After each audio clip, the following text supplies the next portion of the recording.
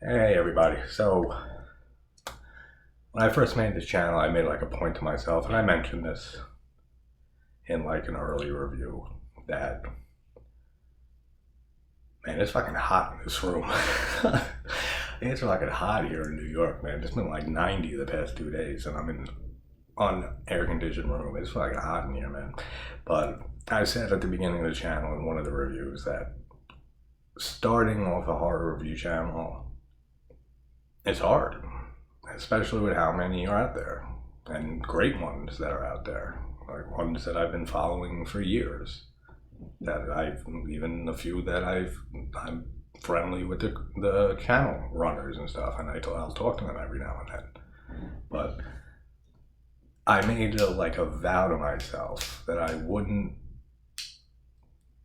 dive into a review any like of the huge classics of horror, like the Leviathan films in horror history, like The Exorcist or Psycho or Halloween or The Thing, which is killing me every day not to do because it is my favorite horror film of all time.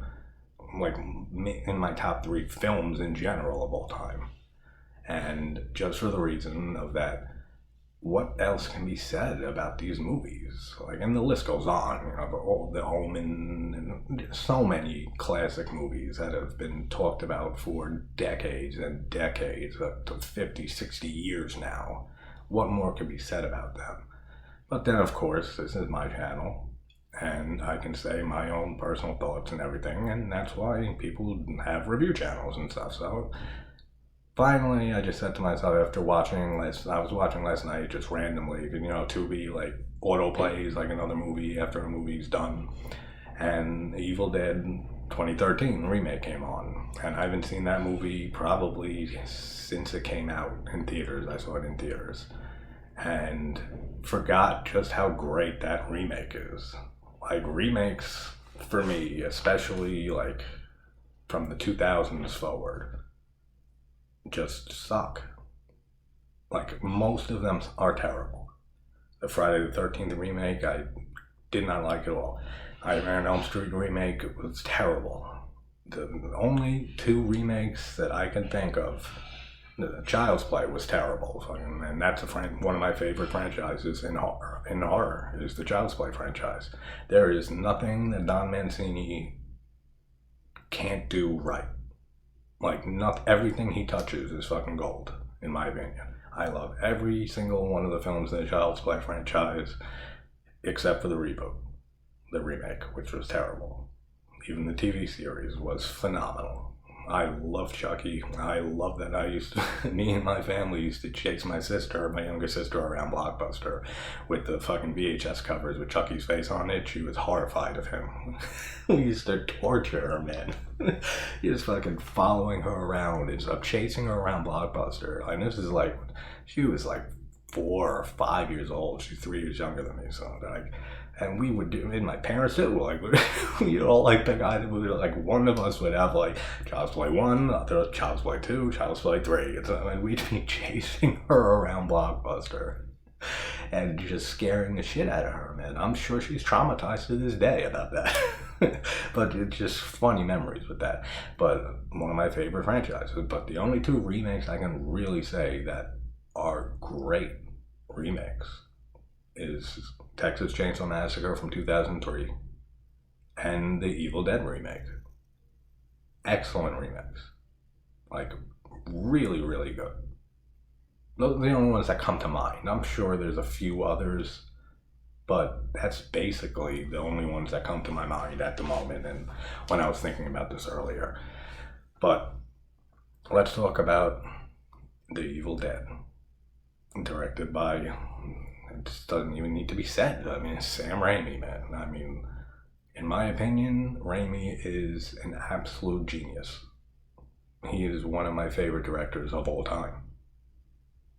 Like, right up there with Carpenter and fucking, you know, Craven and in the horror community and stuff, like in the horror genre. But Stanley Kubrick and everything. But in general, I think he's just a fucking mastermind. He's an absolute genius.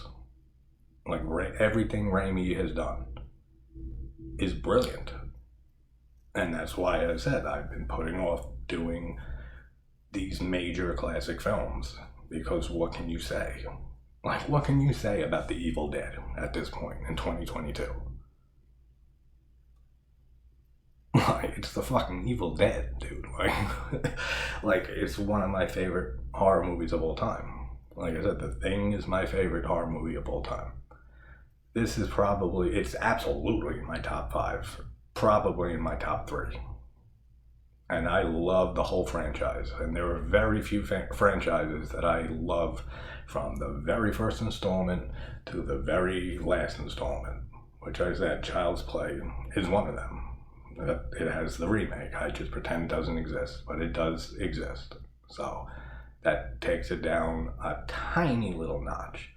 But this, the Evil Dead franchise, I mean, the first one, like I said, is my top 3 or 5 horror movies of all time.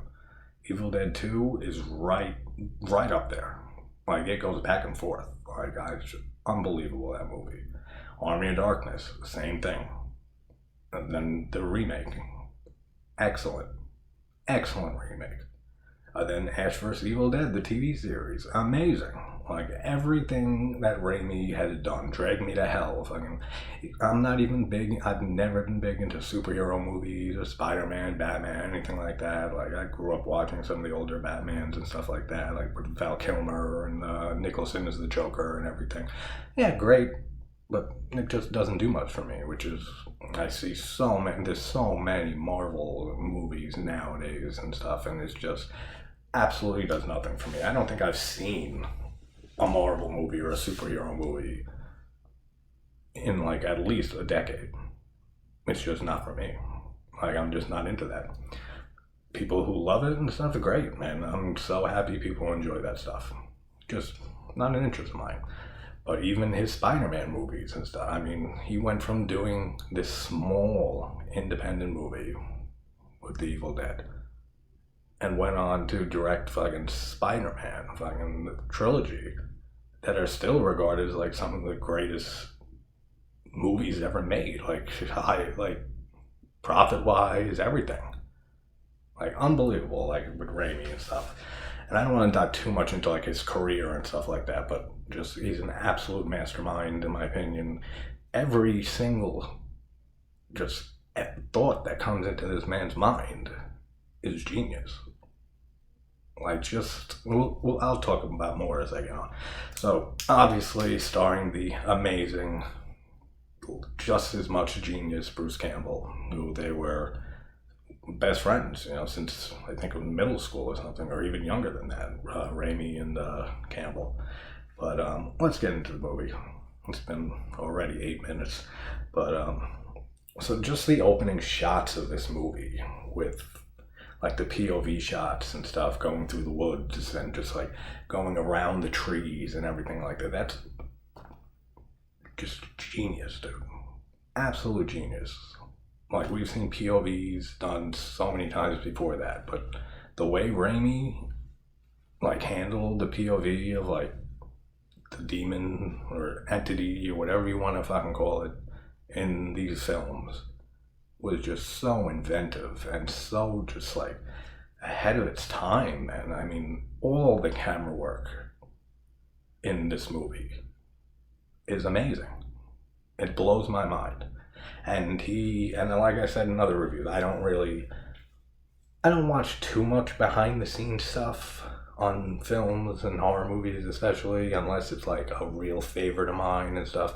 And after Evil Dead remake came on last night on Tubi on autoplay, I spent like from 2 a.m. until like 5 a.m. watching behind the scenes and the making of like the first 3 Evil Dead movies, which I think I've seen like the making of the first one and stuff years and years ago, but like just seeing the behind the scenes and the making of this movie and stuff just made me I have to watch and do these movies like today.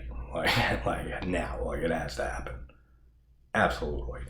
He is just a absolute virtuoso when it comes to directing and just having just every shot in his head before he even touches or goes near a set or a camera or anything like that. And it just blows my mind away. Like, I'm a musician, like I say. I write and record my own stuff. I play all the instruments basically on my own stuff. And I mean, it's hard to look at it from your own point of view. But like, I guess other people can look at musicians and say like it's a similar thing and stuff like. But like for me, like when I think about it, it's like, yeah, it's like you know you have these ideas in your head and stuff for, you know, melodies and chord progressions and stuff like that you know ahead of time what it's gonna sound like and what you want it to, like every aspect of it and stuff. Yeah, it does work that way. But I don't know, just maybe it's just because I'm not in that medium of filmmaking that I just can't relate to it what I can with music. But just the way that this man has every shot down in his head prior to even coming near a film is absolutely incredible. All right, I gotta move on with this, but absolutely unreal. One of my favorite directors of all time.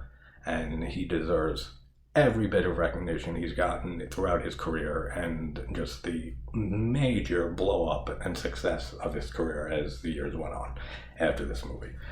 But yeah, the POV shots throughout this whole movie, amazing. And then we have them going over that bridge, man. Fuck that bridge. Dude, it's not even like a fear, but like, even like going like to the beach in the summer or like going over like small bridges and stuff like that, always like kind of like, all right, I hope we don't fucking like something happens, we don't crash off this bridge. But like seeing that bridge, there's no fucking way I would drive over that bridge. There's no fucking chance ever. Like, you see that bridge, and as soon as they go over it, fucking it starts falling apart and fucking wood's coming out of the bottom of it and falling into the water. Dude, get out of here. I would park the car before the bridge and walk to the cabin. Like, that's what I would do. Fucking fuck that. I would never go over that bridge. And we have the shot of the chair swing and stuff, the swaying back and forth, and you know, thudding and stuff as it hits the cabin as they walk up to it, and then Scotty grabs the keys on top, and then it just stops. It's such a great shot, man. It's so every shot in this film and the sequels and stuff, like especially Evil Dead 2, like, and this one. But Army of Darkness also, even though it's a lot more playful and ridiculous and stuff like that. But Raimi has always had just a zaniness to his style. Like, he's just in a league of his own. He has just a complete, over-the-top, I think zany is just the best word to describe him. It's just like a zaniness to his movies that instantly just look right at that. That's fucking Raimi. Or that's someone trying to emulate Raimi. Like, without a doubt. I cannot watch film. Well, I've seen every movie that Raimi's made pretty much, but if I saw a movie that I thought was Raimi, immediately I'd be like, yeah, this director is absolutely trying to emulate Raimi. Like, every shot in this movie, every frame in this movie is brilliant. Is absolutely brilliant. And like I said, just the fact of him having all this in his head is unbelievable to me. It's like unfathomable how this man just it's just fucking unreal, man. Every single shot in this film, every shot, the way the camera's positioned, or the way that the camera tricks he uses, and just everything is unbelievable. And that's one of the main reasons that this movie is the classic that it is, and had such a huge cult following, and nowadays is just considered one of the greatest horror movies of all time, and for damn good fucking reason. And let's see, and we have Cheryl drawing the Necronomicon and stuff, and like her hand gets possessed and stuff, and she doesn't freak out that her hand like turns gray and shit. Like, come on, that's a little stupid. But like, you know, I always nitpick and little things in all my reviews and stuff like that about movies. there's really nothing that I can nitpick or make funny observations or anything about in the Evil Dead movies. Even just like if there are, just like I can't, just out of respect for the movie. Like out of respect for Raimi. Like I can't. Like it's just it's such an amazing fucking movie. Such an amazing franchise, such an amazing director, such an amazing actor with Bruce Campbell, and he was just an icon at this point. Unreal. And for such an independent, low budget movie that this started as, and I'll get into that a little later. But yeah, she draws the Necronomicon, and then I love Scotty's little animal line and stuff when they hear the bumping in the cellar and the noises in the cellar, where Scott, someone says maybe it's an animal, and Scotty's like, he's like completely like it's the most outlandish thing he's ever heard in his life. He's like, an animal?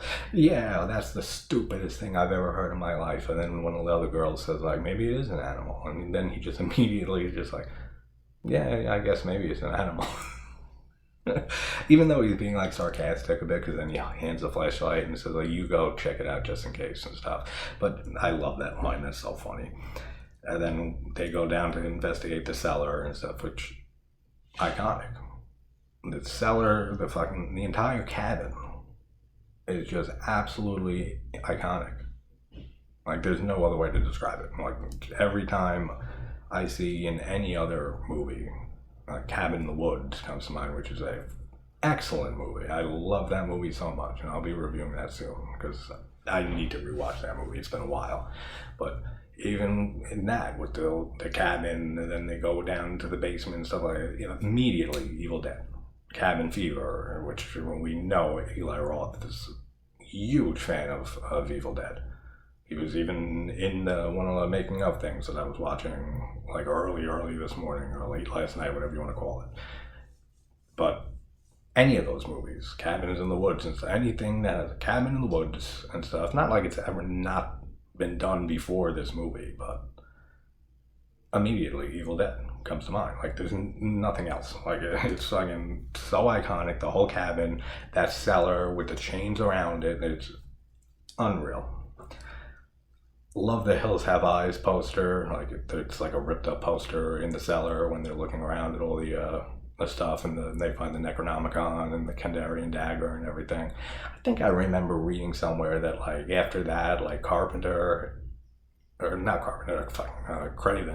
and Raimi like had this little like in joke that like in Craven's one of his next movies, he put an Evil Dead poster in it, and then like Raimi put a poster of one of his movies in another movie or something like that. It's been a long time since I read that, but they had like this little joke back and forth with each other, which I think is hilarious.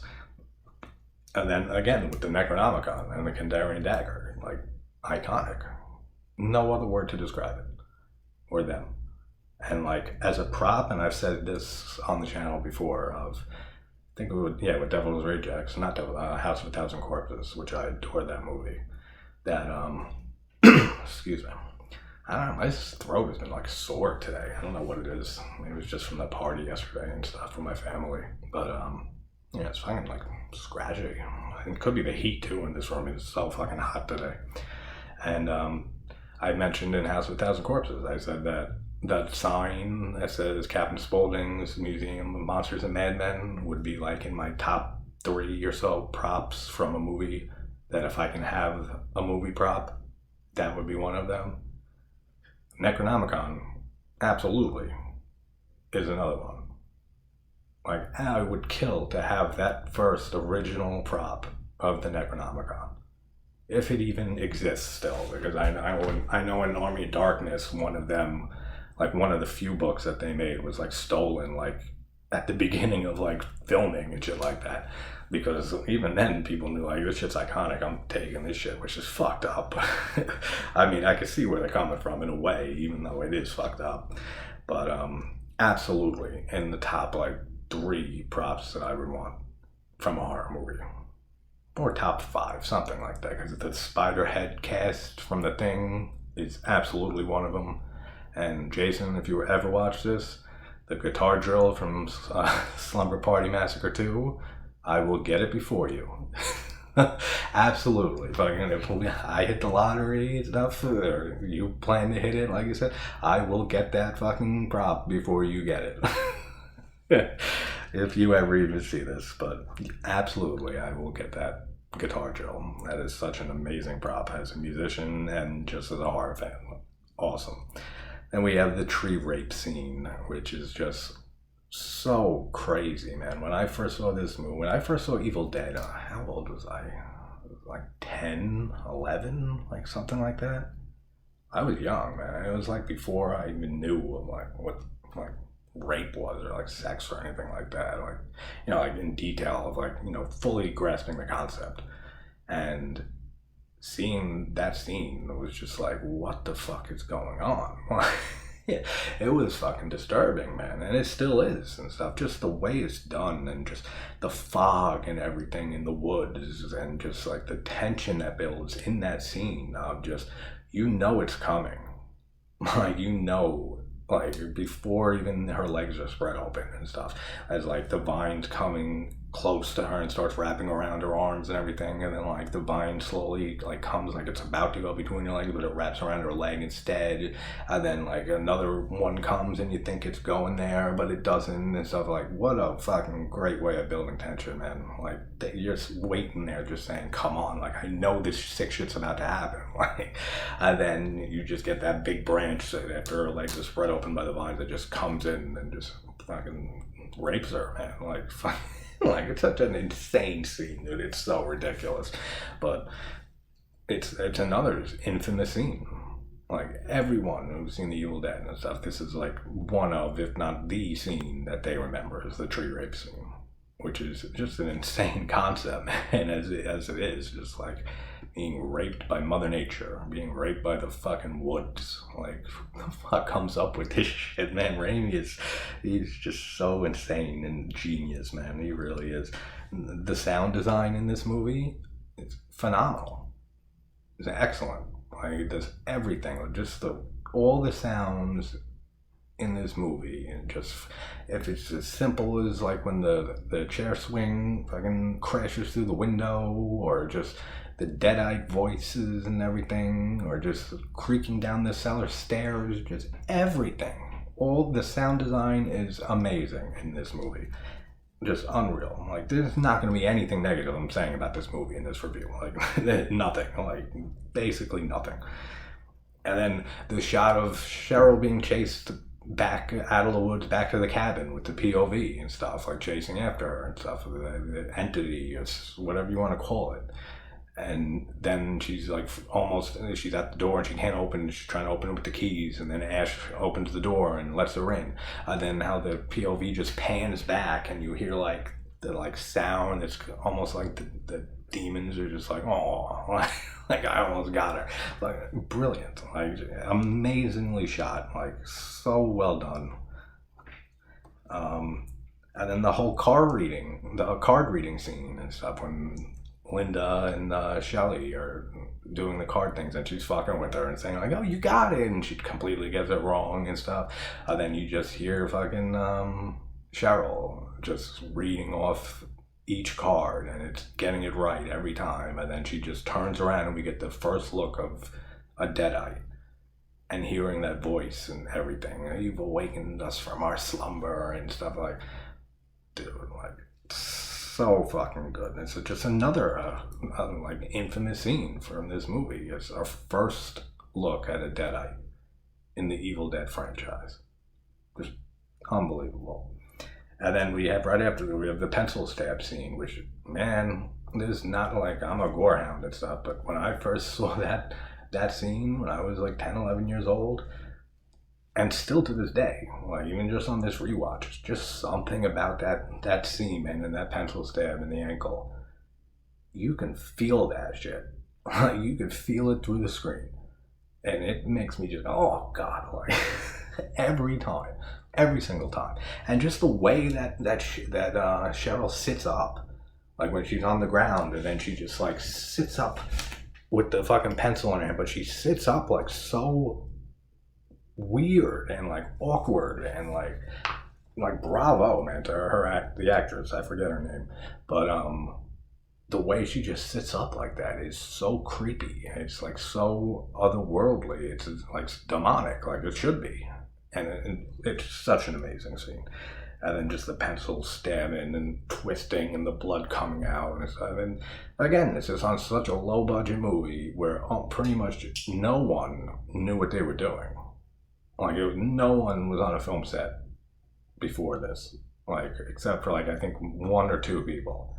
And then Raimi had his experience like with like small like Super 8 films and stuff that he did like in high school and college and stuff like that with Bruce and stuff like that. But they didn't know what they were doing, and like it still just became one of the greatest horror movies of all time, which is unbelievable to me.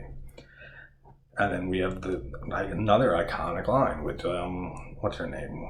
I always confuse Shelley and Cheryl for some reason, just because the names sound like start sounding so familiar. I think it's Shelley. It's Shelley who says it, right? And then she says when they lock Cheryl in the cellar, and she's like looking up and everything, and she's just like an iconic line from her, and she's like her eyes, like for God's sake, what happened to her eyes? Like that line, such a great line. The whole atmosphere of this movie is so well done. It's just, it looks so like raw and just like, I don't even know how to describe it. It just has such an amazing atmosphere from the very beginning. Like I said, with the opening shots with the POV going through the woods and everything like that. Just absolutely amazing atmosphere, amazing sound design, excellent camera work. Everything about this movie is phenomenal. Everything. Which is just unbelievable for a first major, like not even major, but a first film by a director, by Sam Raimi. Unreal, man. It's I can't say a bad thing about this film. And the scene with Shelley in the fire and Cheryl banging up and down on the cellar and stuff, and it keeps cutting between them, and that's such a sick scene, dude. That's such a great scene with especially when it keeps cutting to Cheryl and she's banging up and like getting all excited and stuff, like as a demon and shit, and just banging on the cellar door and everything. That's so awesome. That is such a great scene. And then the dagger when he stabs her and Shelley in the back with the dagger, and after like he cuts her arm off, and then she bites her hand off with the dagger in it and everything, and then he stabs her in the back, and the blood starts coming out, and the blood starts like leaking out of the skull design on the handle of the Kandarian dagger, and it's coming out the eyes and the mouth. That's so awesome. That is such a great fucking shot. So good. I didn't even take a lot of notes for this movie, which, I take notes for all my reviews and stuff because it just keeps my mind and thoughts prepared and everything like that. I didn't really need to for this movie. I've seen this movie so many times. Like I said, it's one of my favorite horror films ever. Was not necessary, really. Then Scotty axing Shelley apart and stuff, and the blood coming down the camera lens and stuff. Like Raimi used every camera trick in the book in this movie. And it all just worked amazingly. Like, I can't think of many other first-time directors besides, like, Carpenter with Halloween, and man, like, I really can't think of many others that just threw everything they could out, and it just all stuck, and it all worked. Like, it's unbelievable to me. It really is. But just how the blood leaks down the camera lens and stuff. Awesome. Such a great shot. And then we see her dismembered body on the floor twitching and everything. And, and they went through hell making this movie, man. Like, and I know, the actress who played Cheryl, like, she was below the floor and had, like, her head sticking up through a hole. And then had her arm sticking up, so she's like twitching her head and then her arm. And then I think it was like Raimi and Campbell's legs, and they were also under the floor, and that's their legs and stuff twitching and stuff. How they pulled that effect off and stuff. Fucking brilliant, man. For people who like weren't knew almost nothing about like effects work and practical effects and stuff like that, it looks amazing. It looks so good. And just the entire concept, all right, this whole concept of being isolated with your friends, and in this case your fucking sister and your girlfriend and stuff, like, but even if it was just 5 friends, and the only way to protect yourself and to stop them from trying to kill you is by full body dismemberment. Like, not even just killing them like a zombie, like shooting them in the head and it's over. Like, no, like fully butchering their bodies apart is horrifying. That whole idea, that whole concept is absolutely horrifying. I can't imagine. Like, it's absolutely crazy. That just put yourself in those shoes.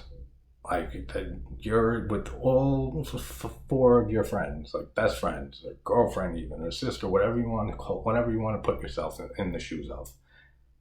And this happens, and they're being possessed by demons, and, you know, putting you in your own beliefs right now and stuff. Like, do demons exist? Like I've said on the channel, I'm skeptical to an extent and stuff, but if someone was to say, like, go into this fucking supposedly haunted mental asylum, like I said in Grave Encounters yesterday, or the other day, there's no fucking way I'm going in there, just in case is that small chance that this shit is real.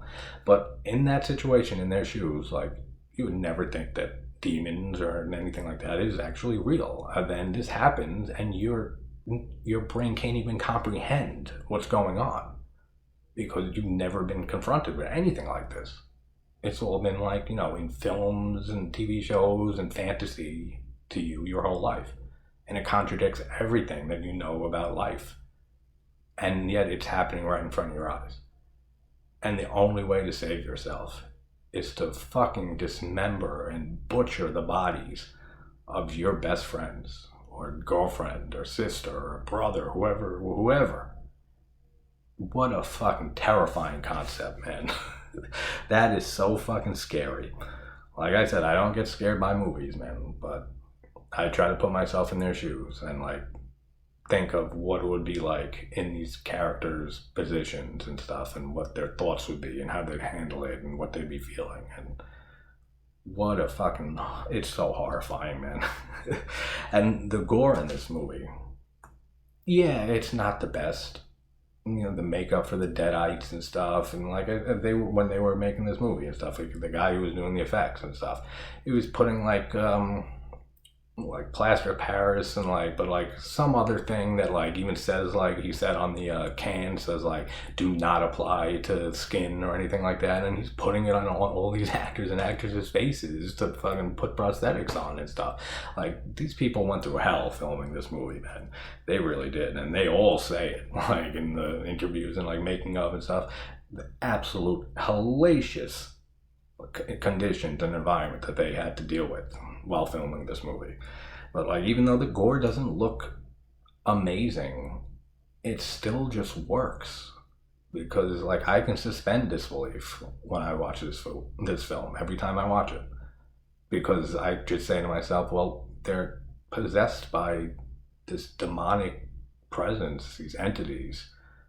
We don't know what chopping up a fucking possessed person that's possessed by these deadites would have in them, like especially like all the deadite scenes, like when they're being chopped apart and stabbed and killed and stuff like that, like with Sherry, I think it was Sherry, right? When the shit's squirting out of her hand and it looks like fucking mayonnaise and milk or something with the blood and stuff, like, still looks great to me, because I can say to myself, it's like, we don't know what the fuck will come out of these things, so it doesn't have to look like ultra realistic or anything.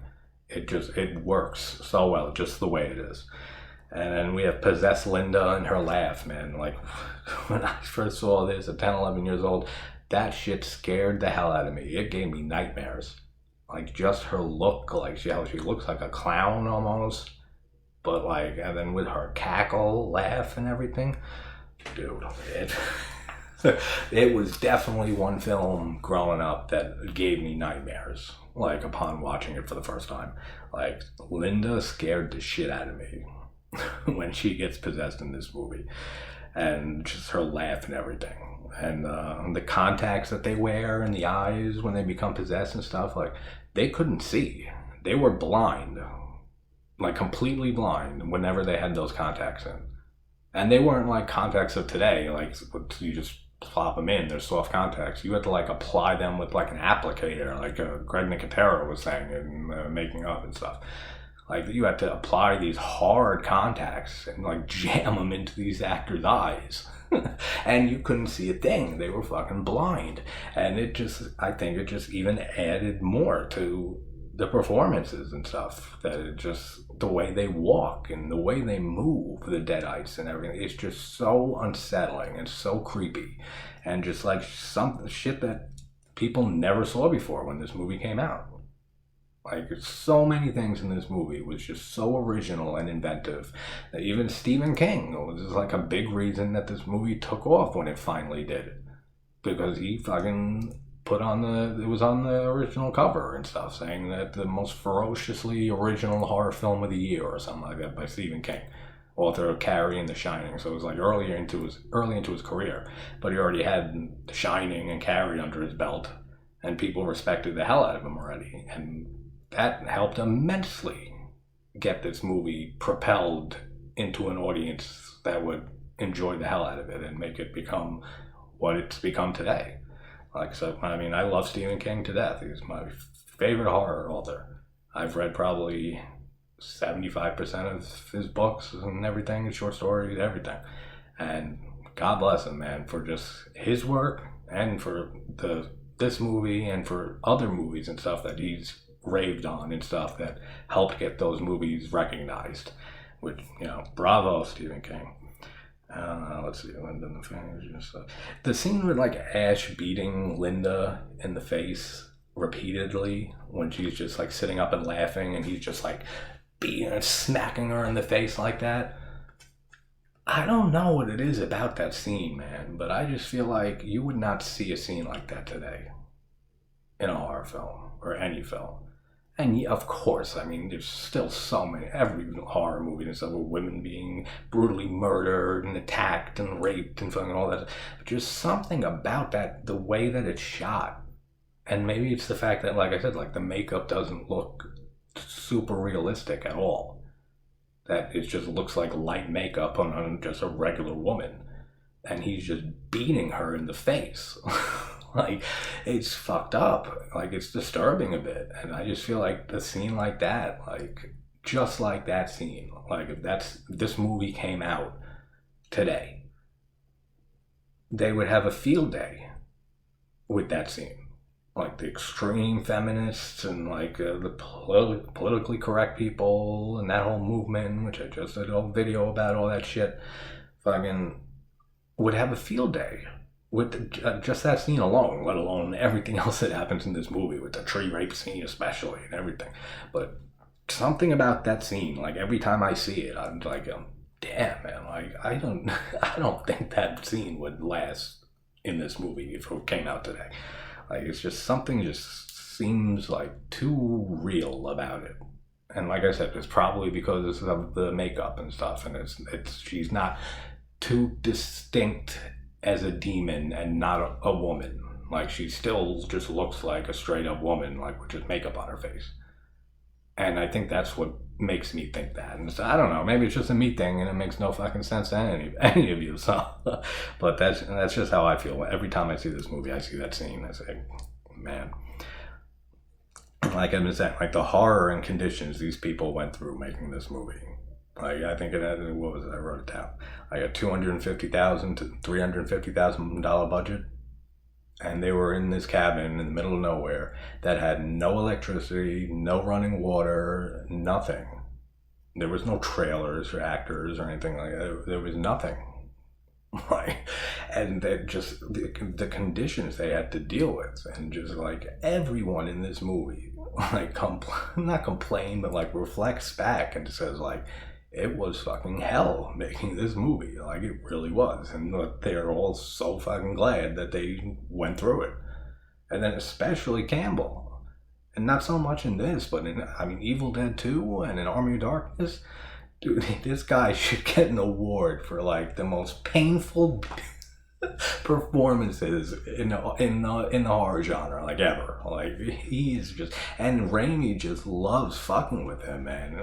Like, this is like his closest friend, and he just loves fucking with Campbell, man. Like he was saying, and fucking Campbell was saying in like interviews and stuff in the making of things, saying that he would that Raimi would just like have him do something like, all right, like take that plate and smash it against your face, but like do it like 5-6 times and stuff. And then like when they're editing the movie, he would just use like one plate, like or like not use the scene at all. Like he would just have Campbell like torturing himself just for his own amusement. Like that's fucking hysterical, man.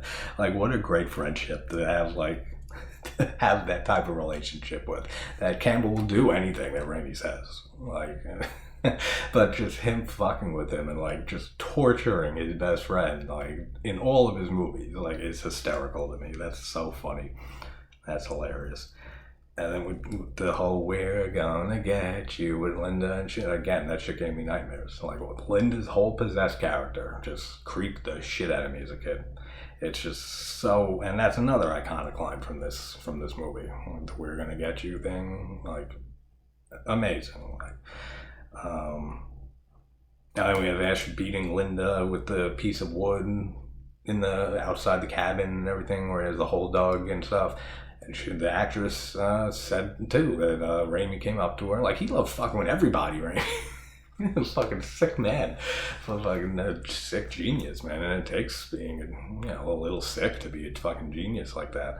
But she said that like Raimi came up to her and said like, all right, we're gonna go down to like the hardware store or something. We're gonna get like, you're gonna get beat by these like wooden beams and stuff like that by Campbell, and like it's not gonna hurt. Like we're gonna get like rubber foam like type beams, so it's not gonna hurt when you get hit and stuff like that. And they came back with like these like beams that like were like modeled that you can like put in your like house that are supposed to look like actual wood and stuff. And like she was getting hurt, man, when getting beaten with these things. And Raimi was just like, all right, she's getting pissed, she's gonna keep doing it, do it again. Dude, that's so fucked up. That's so hilarious though, man. Fucking like this guy, and this is why Raimi is just an absolute genius, because he will do anything to get his movies made. And the exact vision that he has in his head, like the extents this man will go to get his movies exactly the way he envisions in his head, is unbelievable. It's unreal. Like I can't say enough about Raimi. Like just like I said, a genius. And then we have the cellar shots of the blood coming out of like all the different things, like out of electrical sockets and dripping down and dripping into the light bulb and filling the light bulb up with blood. And so that is so cool. Those are such great shots. And then we get the Charleston jazz tune playing on the record player. Amazing. That is so great. And the fact that it ends the film and stuff with that, like I'll get into that at the end. I'm almost done here. This is running 43 minutes, damn. But it's the fucking Evil Dead, man. What the hell can you do about it? It's not gonna be no 10-minute talk, I'll tell you that. Again. And then even the stop motion animation and stuff, and at the end when fucking Scotty and Linda are actually like dying for fucking, finally they're fucking dying and shit, and the stop motion they use. I like stop motion. Like I mean, and like I can even think of like some movies in that time period, like Basket Case with fucking Belial and stuff. How they use stop motion with him moving around and stuff. Like you can make it work in a horror movie, and I think it works great in this. Again, it's like we don't know how the hell these demonic entities, these deadites, would melt apart and fall apart. Maybe it does look like a fucking cartoon.